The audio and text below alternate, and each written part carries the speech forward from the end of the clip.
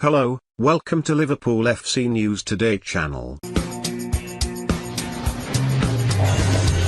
Premier League clubs met on Monday to discuss the future of the current season amid the coronavirus pandemic.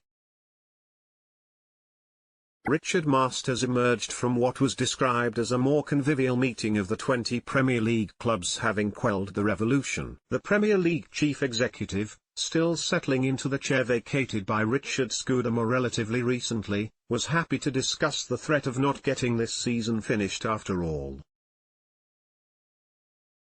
In all probability, though, that is not going to happen. For all the bluster, the compromise of playing on neutral grounds only if the threat of relegation was removed was never raised. Nor is it likely to be, Masters insisted after Monday's Clear the Air session.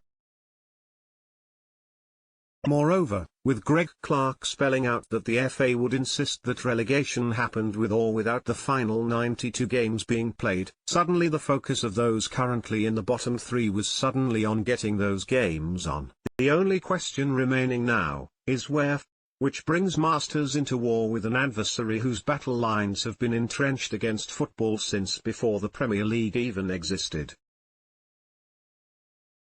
A Conservative government. Margaret Thatcher was threatening the game with ID cards for fans before the Premier League was even a golden glint in the leading club's eyes.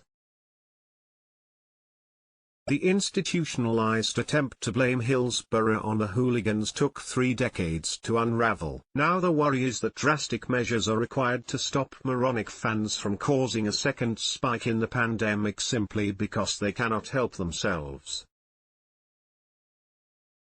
In the 50-page document released yesterday to make sense of England's new lockdown measures, it was pointed that the government promised after June 1 to consider permitting cultural and sporting events to take place behind closed doors for broadcast, while avoiding the risk of large-scale social contact. Admittedly, there was not much social distancing 2 summers ago when Gareth Southgate's 3 Lions were uniting the nation in a communal hug and a shower of beer. Even in the last century, Colin Firth getting mobbed by hundreds of Arsenal fans in the streets outside Highbury after Arsenal won the title in 1989 was one of the most evocative scenes of the movie Fever Pitch. Nick Hornby, the Cambridge graduate whose book was based on his own experiences, wrote, "The light of intelligence had gone from my eyes altogether. The game was taking place at Anfield, 200 miles away. The 2018 World Cup was held 2,000 miles away in Russia. Neutral venues won't stop supporters congregating somewhere to celebrate a title triumph or last gasp escape from relegation. Common sense will." That is what the Premier League now has to persuade the authorities, all the while pointing to the fact that the German state has no problem with trusting its own fans from coping with Bundesliga games being played on a home and away basis. All clubs would rather have every other game on its own back doorstep, a little bit of familiarity in an unfamiliar world. Logistically it makes a lot of sense.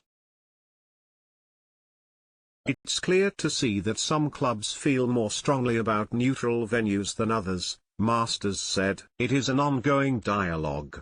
We are listening to that advice from the authorities while also representing club views in those discussions. We need to listen to each other. It's not a matter of convincing, this has to be a decision that's come to mutually. Obviously it is people's jobs and responsibilities to work out what the best way of managing the risk of supporters turning up outside football matches, and that's why we need to listen very carefully to the advice. It's about creating as little risk as possible in relation to fans coming to attend the matches outside a behind closed doors environment. From the authorities' perspective, some authorities think that playing those matches at approved stadia, not the home venues, is the safest way forward.